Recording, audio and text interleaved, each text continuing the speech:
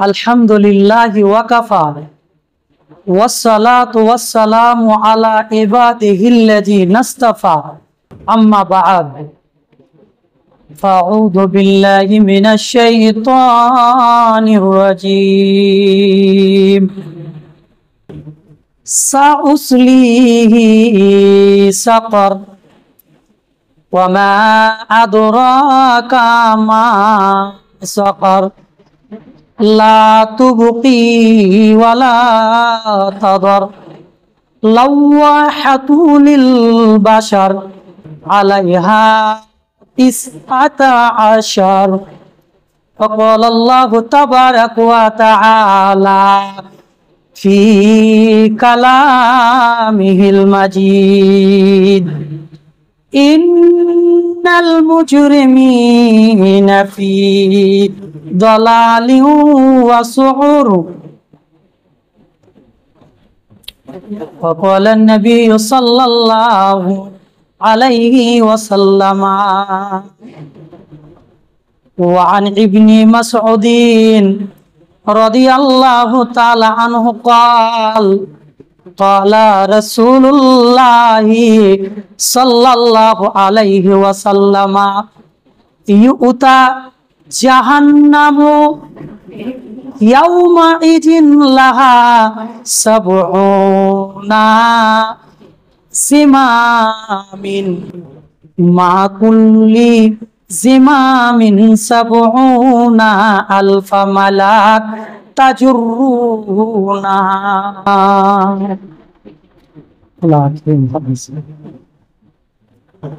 মদিনাতে মধুর বাণী কে আনিল হায় কে জালালো হায় মদিনাতে নূরের আলো কে জালালো হায় কে আনিল হায় আল্লাহর পথে সাড়া দিতে আসলেন নবীজি দুনিয়াতে কাফের মুশরিকদের হাতে নবী আমার কত কষ্ট পায় কত কষ্ট পায় আল্লাহর পথে সাড়া দিতে আসলেন নবীজি দুনিয়াতে বেঈমান মুশরিকদের হাতে নবী আমার কত কষ্ট পায় নবী কতই কষ্ট পায় মদিনাতে মধুর বাণী কে আনিল হায় কে জালালো হায় উহুদ পাহাড়ের দারে নবীজি দন্দন শহীদ করে কাফেরে উহুদ পাহাড়ের দারে নবীজি দন্দন শহীদ করে কাফেরে শত শত ইট মারিল আমার পিয়ারা নবীর গায় কত রক্ত বয়ে যায় শত শত পাথর মারলো আমার পিয়ারা নবীর গায় কত রক্ত বয়ে যায় মদিনাতে নূরের আলো কে জালালো হায় কে আনিল হায় হাসান হুসাইন দুই ভাই তারা মোর নবীজির কলিজার পিয়ারা, হাসান হুসাইন দুই ভাই তারা, মোর নবীজির কলিজার পিয়ারা, মা ফাতেমার নয়নের মনি, মা ফাতেমার কলিজা টুকরো শহীদ কারবালায়, শহীদ কারবালায়। মদিনাতে মধুর বাণী, মদিনাতে মধুর বাণী কে আনিল হায়, কে যা লালো। উপস্থিত, প্রশংসা আল্লাহ তাআলার জন্য, শান্তি অবতীর্ণ হোক তিনার নবী হযরত মুহাম্মদ পড়ুন সাল্লাল্লাহু আলাইহি ওয়াসাল্লামের উপর।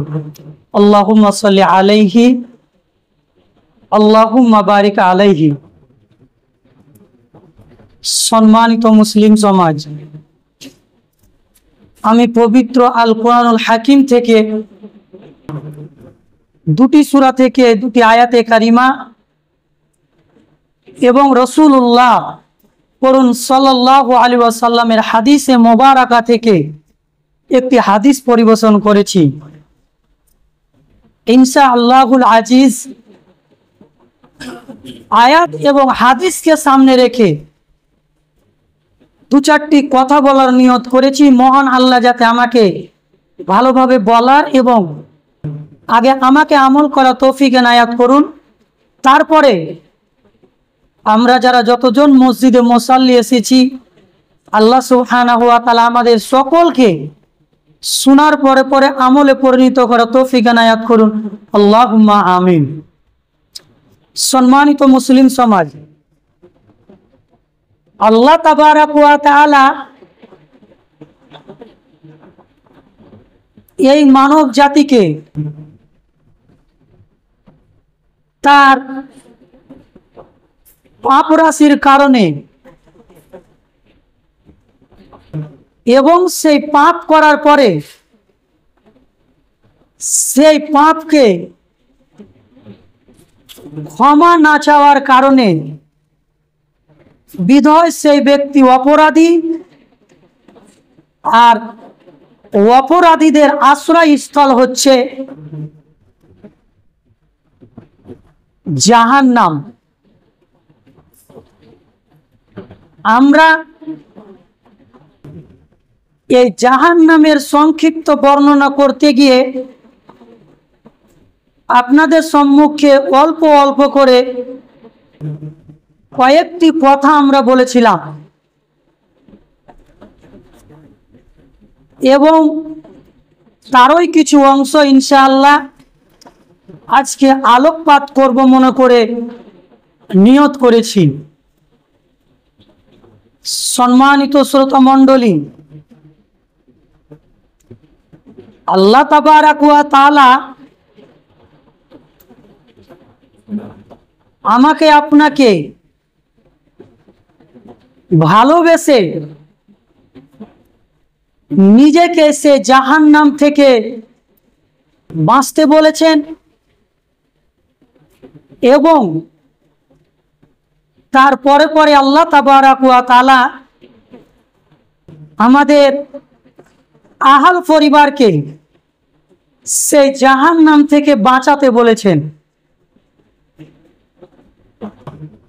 এবার বলেন তো দেখি, যে আপনি 5 ওয়াক্ত সালাত আদায় করছেন, আপনি না হয় জাহান্নাম থেকে বেঁচে গেলেন, আপনার অধীনস্থে যতজন সদস্য আছে,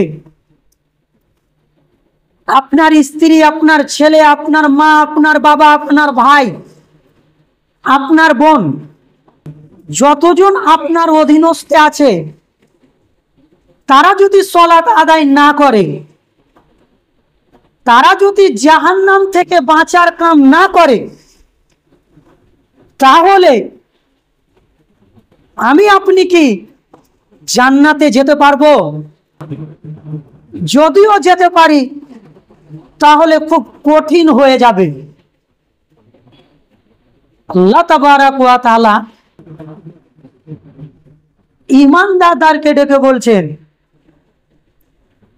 ইয়া আইয়ুহাল্লাযীনা আমানু, হে বিশ্বাসীগণ, হে ঈমানদারেরা। আমরা মসজিদে এসেছি, আমাদের কলবে, আমাদের অন্তরে ঈমান আছে বলে আমরা এই মসজিদে এসেছি। আমাদের অন্তরে ঈমানের কিছু শাখা প্রশাখা আছে বলে আমাদের দ্বারাতে কখনো গুনাহের কাজ হয়ে যায়, আবার কখনো নেকির কাজও হয়ে যায়।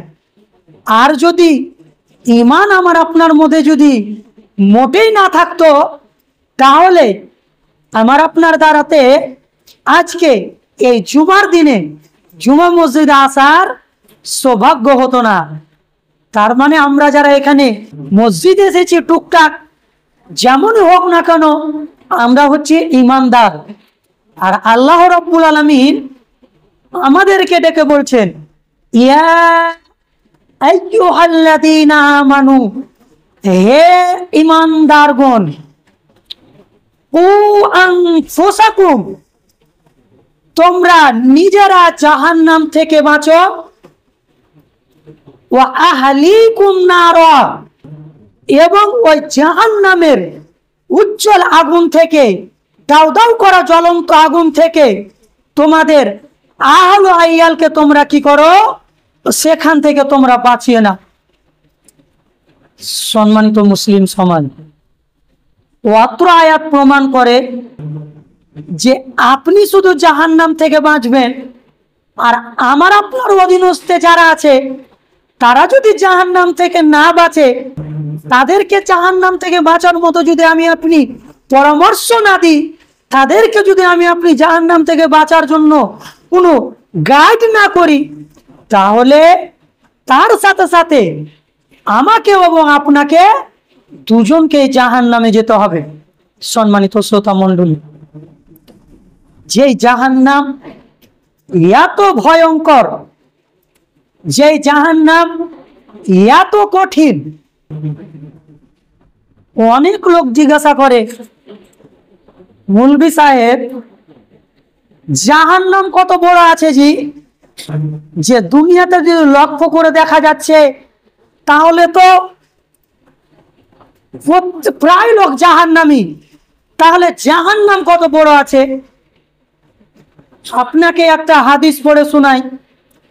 আমাদের নবী হযরত মুহাম্মদ পড়ুন সাল্লাল্লাহু আলাইহি ওয়াসাল্লাম বলেছেন, সারা পৃথিবীর লোক যদি একটা জাহান্নামের গেট দিয়ে যদি একসাথে যদি ঢেকে যায়, ঢোকার চেষ্টা করে, প্রবেশ করার চেষ্টা করে, শুধু ভাঙ্গি ভিটা নয়, শুধু দার্জিলিং নয়, শুধু আপনার আমার রাজ্যের কথা বলি না, সারা পৃথিবীর লোক জাহান্নামের গেট দিয়ে যদি একে এক করে নয়, যদি একসাথে প্রবেশ করে, তাহলে নবী করিম সাল্লাল্লাহু আলাইহি সাল্লাম বলছেন কোনো অসুবিধা হবে না, তারা একসাথে চলে যাবে। চিন্তা ভাবনা করে দেখেছেন যে জাহান্নাম তাহলে কত বড়, তার গেট কত বড়? সম্মানিত শ্রোতা মণ্ডলী, ঠিক অনুরূপ ভাবে জান্নাতের বিবরণ এরকম পাওয়া যায় যে সারা পৃথিবীর মানুষ যদি জাহান্নামের একটা গেট দিয়ে যদি মনে করে যে সবাই আমরা একসাথে ঢুকবো, না কোনো ঠেলাঠেলি হবে, না কোনো গ্যাঞ্জাম হবে, কিছু হবে না, একেবারে সুন্দরভাবে তারা জান্নাতে প্রবেশ করবে, তাহলে জান্নাতের গেট কত বড় চিন্তা ভাবনা করে দেখেছেন? সম্মানিত মুসলিম সমাজ, যে জাহান্নাম এই মানুষকে দিবে, ওই জাহান্নামের গভীরতা কতখানি আমার আপনার ধারণা আছে যে ওই জাহান্নামের গভীরতা কতখানি? রাসূলুল্লাহ পড়ুন সাল্লাল্লাহু আলাইহি ওয়াসাল্লাম বলছেন যে জাহান্নামের কিনারাতে যদি কোনো একটা বিশাল বড় পাথর যদি রাখা হয়, ছেড়ে দেওয়া হয়, এবং ওই পাথরটা ওই জাহান্নামের তলদেশে পৌঁছাতে কোন হাদিসে আছে ৭০ আলফান, ৭০ বছর লাগবে। আবার কোন হাদিসে এসেছে যে ৭০,০০০ বছর লাগবে। রাসূলুল্লাহ সাল্লাল্লাহু আলাইহি সাল্লাম বলছেন তবুও ওই পাথরটা জাহান্নামের তলদেশে পৌঁছাতে সক্ষম হবে না। একটু বিবেক খাটান তো দেখি, তাহলে ওই জাহান্নামের গর্ত কত, ওই জাহান্নামের গভীরতা কত। যেই জাহান্নামের মুখে একটা পাথর যদি ছেড়ে দেওয়া হয়, সেই পাথরটা ন্যূনতম ধরলাম ৭০ বছরই ধরলাম, যদি ৭০ বছর লাগে তার তলদেশে পৌঁছে যদি যেত, তাহলে একটা আশ্রয় পাওয়া যেত যে না, পাথরটা পৌঁছে গেছে। কিন্তু রাসূলুল্লাহ পড়ুন সাল্লাল্লাহু আলাইহি সাল্লাম বলছেন না, তবু ওই পাথরটা তলে পৌঁছাতে সক্ষম হবে না। তাহলে চিন্তা ভাবনা করে দেখেছেন যে ওই জাহান্নামের কত গভীরতা আছে।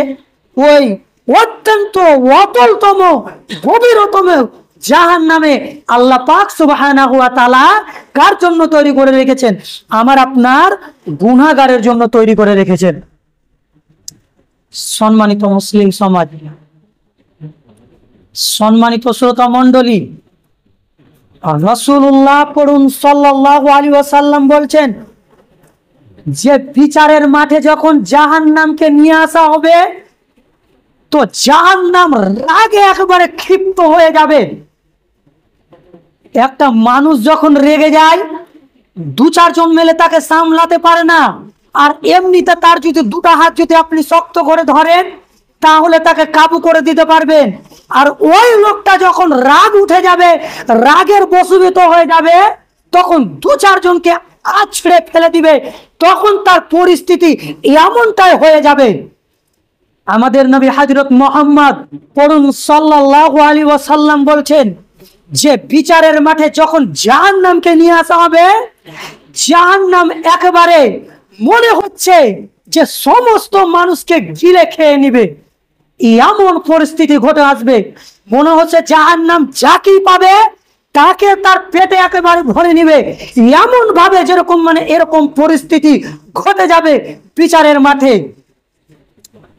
আমাদের নবী হযরত মুহাম্মদ পড়ুন সাল্লাল্লাহু আলাইহি ওয়াসাল্লাম বলছেন যে এই জাহান্নামের রাগের কথা বলতে গিয়ে ওয়ান ইবনে মাসউদ রাদিয়াল্লাহু তাআলা আনহু قال قال رسول الله সাল্লাল্লাহু আলাইহি ওয়াসাল্লাম, হাদিস বর্ণনাকারী ইবনে মাসউদ রাদিয়াল্লাহু তাআলা আনহু তিনি বলছেন قال رسول الله সাল্লাল্লাহু আলাইহি ওয়াসাল্লাম ইউতা জাহান্নামু ইয়াউমা ইযিন, যে বিচারের মাঠে জাহান্নামকে নিয়ে আসা হবে ৭০ আলফা জিমামিন, আর ওই জাহান্নামের ৭০,০০০ কি থাকবে? জিনজির থাকবে। আলফুন মানে হচ্ছে ১,০০০, তার মানে ৭০ মানে হচ্ছে ৭০। রাসূলুল্লাহ সাল্লাল্লাহু আলাইহি ওয়াসাল্লাম বলছেন যে বিচারের মাঠে যখন ওই জাহান্নামকে নিয়ে আসা হবে, তো ওই জাহান্নামের ৭০,০০০ জিনজির থাকবে। মা কুল্লে জিমামিন আলফা মালাকিন, এবং এক একটা জিনজিরে ৭০,০০০ করে ফেরেশতা থাকবে। জাহান্নামকে নিয়ে আসা হবে, সেখানে ৭০,০০০ মানে ফেরেশতা থাকবে এবং ৭০,০০০ জিনজির দিয়ে ওই জাহান্নামকে বেঁধে রাখা আছে, বেঁধে থাকা থাকবে। এবং রাসূলুল্লাহ সাল্লাল্লাহু আলাইহি ওয়াসাল্লাম বলছেন মা কুল্লি ৭০ জিমামিন আলফা মালাকিন, এবং এক একটা জিনজিরে আবার ৭০,০০০ ফেরেশতা থাকবে। রাসূলুল্লাহ পড়ুন সাল্লাল্লাহু আলাইহি ওয়াসাল্লাম বলছেন তাজুরুনাহা, ওই অবস্থায় জাহান্নামকে নিয়ে আসা হবে।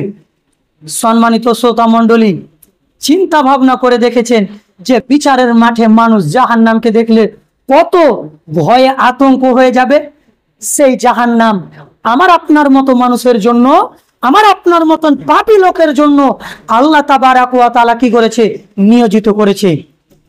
সম্মানিত শ্রোতা মণ্ডলী, আল্লাহ তাবারাক ওয়া তাআলা ওই জাহান্নামের কথা আমাকে আপনাকে স্মরণ করিয়ে দিয়ে একটাই কথা বুঝাতে চাইছেন, বান্দা এখনো সময় আছে, যদি তুমি সাবধান হয়ে যাও তাহলে তো ঠিক আছে, নচেত তোমার পরিস্থিতি কিন্তু ভালো হবে না। সম্মানিত শ্রোতা মণ্ডলী, আজকে আমরা গুনার রাস্তায় চড়ে আছি, সেই কারণে আজকে আমরা এই জাহান্নামের ভয় আমার আপনার মধ্যে নাই। রাসূলুল্লাহ পড়ুন সাল্লাল্লাহু আলাইহি ওয়াসাল্লাম বলছেন, যখন আল্লাহ পাক সুবহানাহু ওয়া তাআলা জান্নাত তৈরি করলেন এবং জাহান্নাম তৈরি করলেন, তো আমাদের নবী হযরত মুহাম্মদ সাল্লাল্লাহু আলাইহি সাল্লামকে বললেন যে আপনি একবার জান্নাত সুদর্শন করেন এবং আপনি একবার জাহান্নামকে কি করেন দেখে আসেন। জান্নাত দেখে আসলেন আমাদের নবী সাল্লাল্লাহু আলাইহি সাল্লাম। আল্লাহ বললেন যে মুহাম্মদ সাল্লাল্লাহু আলাইহি সাল্লাম তুমি কি দেখলা? বলছে আল্লাহ, জান্নাত তো একেবারে সুখময় জায়গা, মানুষ তো শুধু সেখানে যাওয়ার জন্য প্রতিযোগিতা করবে, মানুষ সেটাকে নেওয়ার জন্য কি করবে? প্রতিযোগিতা করবে, সবাই সেখানে যেতে চাইবে। আল্লাহ তাবারক ওয়া তাআলা বললেন তুমি যে জাহান্নাম দেখলে তো কি দেখলে?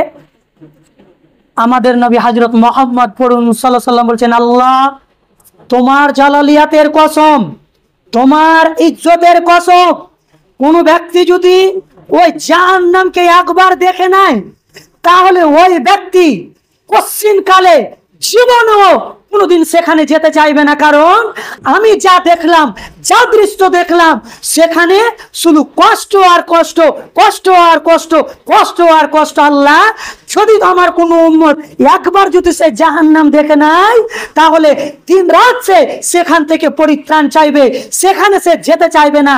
আর আমার কোনো উম্মত যদি একবার জান্নাত দেখে নাই তাহলে সে দেখার জন্য, সেখানে যাওয়ার জন্য কি করবে? প্রতিযোগিতা করবে, নেকির কাজে কি করবে? তারা আগ্রহ হবে।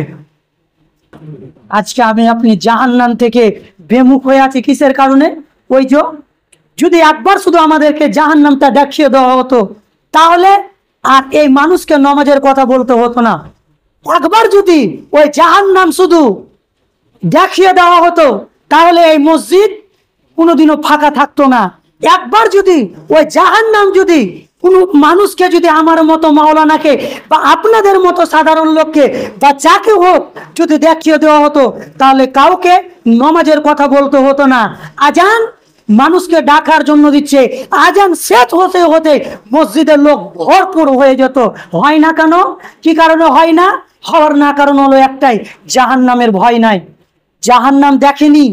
কত মানুষ তো এরকম বলে থাকে আল্লাহ জাহান্নামে দিবে তো আমরা দেখে নেব, কি হবে না হবে সেটা পরে দেখা যাবে। বন্ধু বাপজান, আপনাকে বলছি, আপনি যে কথাটা বলেছেন পরে দেখে নিব, কি হবে না হবে সেটা দেখা যাবে, এই কথা যে আপনার জন্য কত ভারী পড়বে সেটা আমি আপনাকে বলে বুঝাতে পারবো না।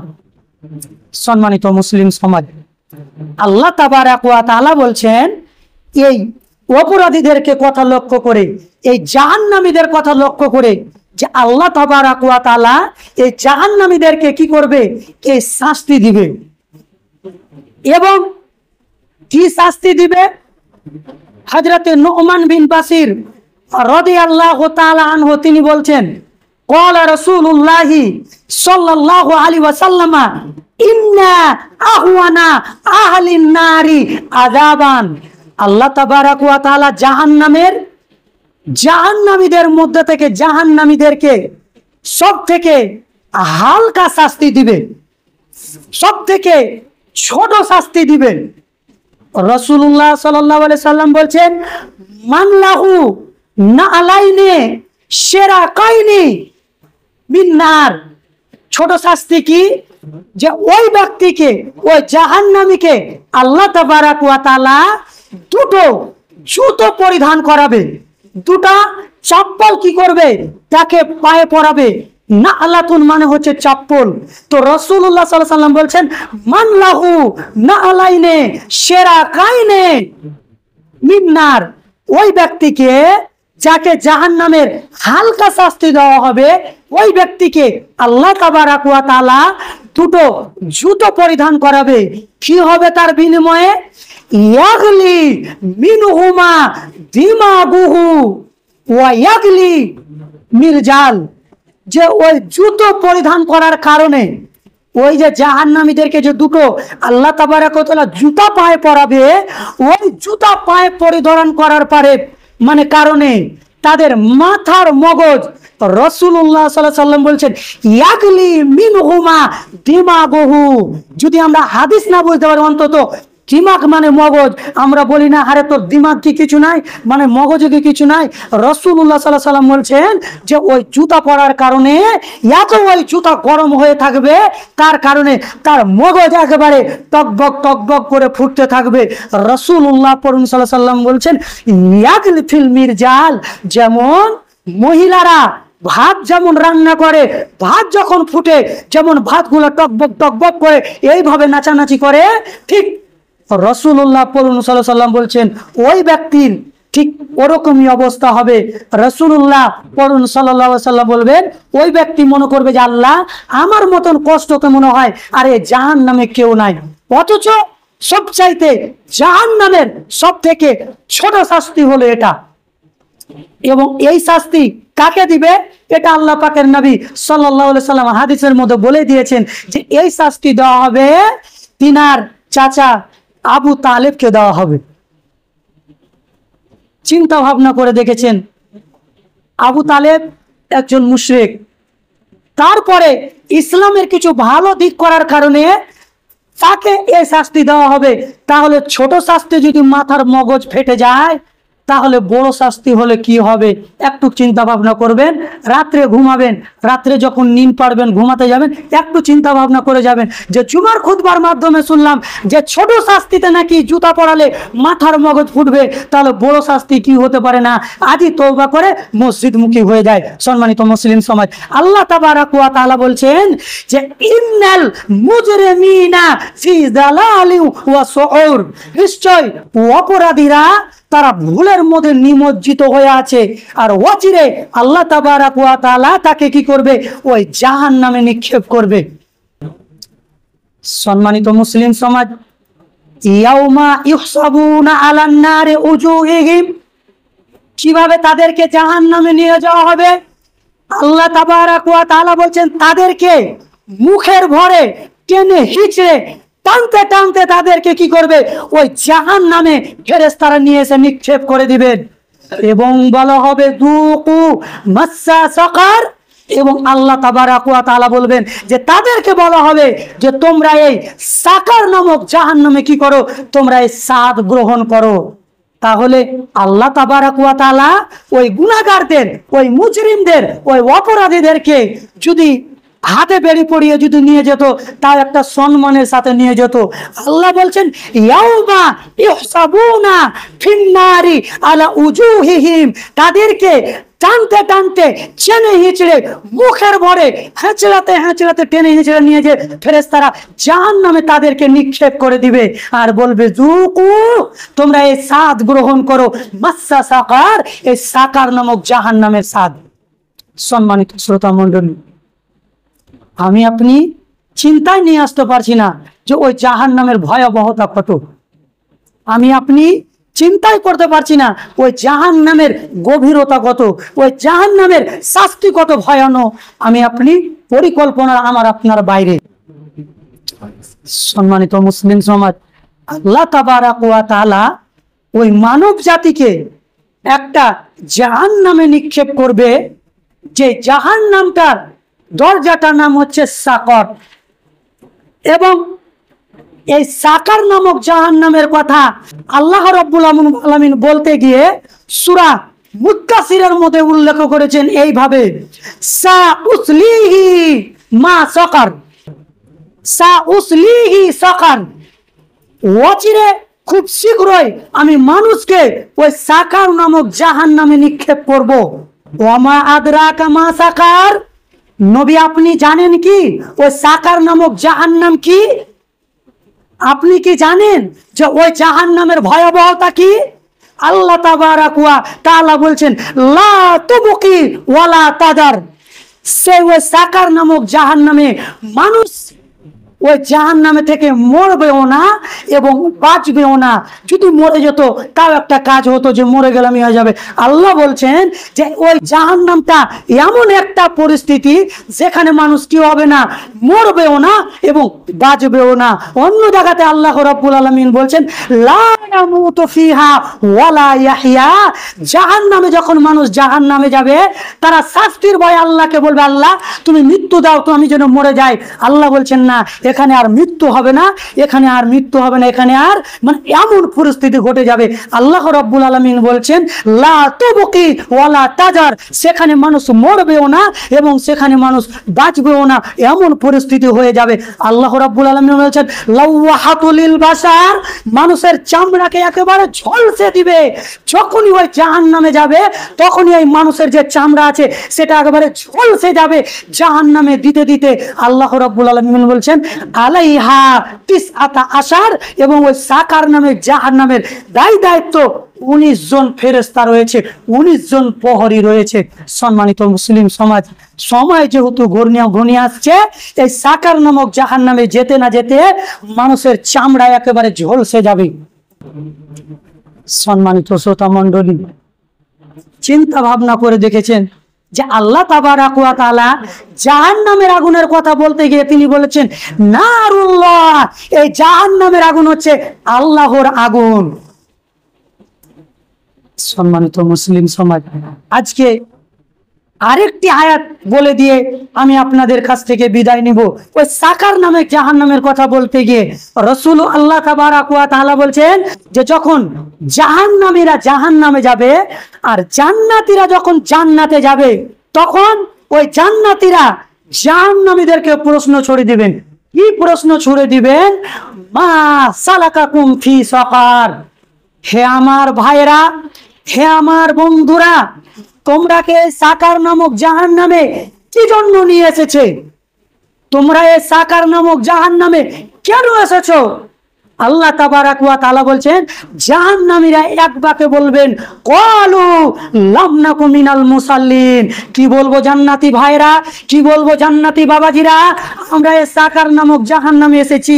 আমরা যে দুনিয়াতে নামাজ পড়তাম না, নামাজের কথা আমাদেরকে বললে আমরা যে এড়িয়ে চলতাম, নামাজের কথা বললে আমরা যে শত ব্যস্ততা দেখাতাম, নামাজের কথা বললে তুমি আজান শুনে মসজিদে যেতা, আর আমি যে আজান শুনে যে চায়ের দোকানে বসে গল্পগুলো যে বসে রাস্তায় বসে মোড়ে বসে যেখানে সেখানে সময় কাটাতাম, আর তুমি আজান শোনার পরে যে হাইয়া আলা সলার শোনার পরে তুমি কাম বন্ধ করে গল্প ছেড়ে দিয়ে তুমি মসজিদে এসে উপস্থিত হয়ে গেছো, আর আমি থেকে গেলাম এত হতভাগা। তোমার সাথে যদি আমি চলে আসতাম তাহলে আমি হয়তো তোমার সাথী থাকতাম, কিন্তু আমরা এখানে এসেছি ক্বালু লাম নাকু মিনাল মুসাল্লিন, আমরা যে নামাজ পড়তাম না। তার মানে বোঝা যাচ্ছে যে সাকার নামক জাহান্নামে বেনামাজিরা যাবে, যারা নামাজ পড়বে না। শুধু কি ওই নামাজ না পড়ার কারণে ওই জাহান্নামে যাবে? আল্লাহ রাব্বুল আলামিন বলছেন ওয়ালাম নাকু নুতইমুল মিসকিন। তারা আরো বলবে যে কি বলি ভাইরা, আমরা এই সাকার নামক জাহান্নামে এসেছি, আমরা যে ফকির মিসকিনকে খিলাতাম না, আমাদেরকে আল্লাহ অর্থ দিয়েছিল ঠিক, আমরা নিজেরাই খেয়েছি, কিন্তু ফকির মিসকিন না খেয়েছে, আমাদের বাড়িতে আসলে তাকে খাওয়ারও কথা জিজ্ঞাসা করতাম না, ওই কারণে আমরা এই সাকার নামক জাহান্নামে এসেছি। আর কি করতাম? আর দু চারজন মিলে লোকের সাথে বসে আমরা যেখানে সেখানে মানুষের গুজব করতাম, মানুষের সমালোচনা করতাম, মানুষের গীবত করে বেড়াতাম। আমরা যে আমাদের কাজই ছিল শুধু এরকমই। তাহলে ওই জন্য আমরা এই সাকার নামক জাহান্নামে এসেছি। আল্লাহ তাবারাক ওয়া তাআলা বলছেন তারা শেষ পর্যায়ে বলবে আর আমরা এই বিচারের দিনকে, এই কিয়ামতের দিনকে আমরা অস্বীকার মনে করতাম। যখন বলা হতো তখন আমরা হাসি মজাক করতাম, মুখটা তাদের সামনে হেসে দিয়ে চলে যেতাম যে এগুলা কিছু নয়, আমরা এই করতাম হাত্তা আতানাল ইয়াকিন। এরকম করতে করতে, এরকম দিন কাটাতে কাটাতে আজরাইল আমাদের সামনে, আজরাইল আমাদের জান কবজ করে নিয়ে চলে গেছে, তওবা করার সুযোগ পেল না। বিনিময়ে আমরা আজকে সাকার নামক জাহান্নামে চলে এসেছি। সম্মানিত মুসলিম সমাজ, সাকার নামক জাহান্নামে যাওয়ার জন্য 4টা কারণ। 1 নম্বর হলো নামাজ যদি না পড়ে তাহলে তাকে সাকার নামক জাহান্নামে যেতে হবে। 2 নম্বর ফকির মিসকিনকে না খেতে দেওয়ার কারণে তাকে সাকার নামক জাহান্নামে যেতে হবে। 3 নম্বর যেখানে সেখানে বসে একাই হোক লোকের সাথে হোক যার সামনে হোক মানুষের গল্প গুজব যে অকারণে মানুষের বদনাম করে বেড়ায় তাকে সাকার নামক জাহান্নামে যেতে হবে। আর যদি কোনো মানুষ যদি পরকালকে যদি কি করে অবিশ্বাস করে তাহলে এই ব্যক্তিকে সাকার নামক জাহান্নামে যেতে হবে।